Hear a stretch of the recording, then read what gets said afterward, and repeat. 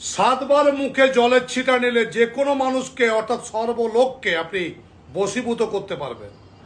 তন্ত্রমতে এই কথা বলা আছে, মিলিয়েই দেখুন। অনেকেই তো উপকার পেয়েছে, আপনি এখনো দেখেননি, তাই উপকার পাবেন কি করে? পরীক্ষা করুন। সকালে ঘুম থেকে উঠে বাসি মুখে যখন আপনি মুখ ধুতে যাবেন, তখন প্রথমেই ট্যাপের জল থেকে হোক বা কলের জল হোক বা বালতির জল থেকে হোক একটু জল হাতে করে তুলবেন এবং এই মন্ত্রটি বলবেন, ওং বৈশ্যমুখী রাজমুখী স্বাহা বলে ফু দিয়ে নিজের মুখে জলের ছিটা দেবেন। এইভাবে 7 বার করবেন।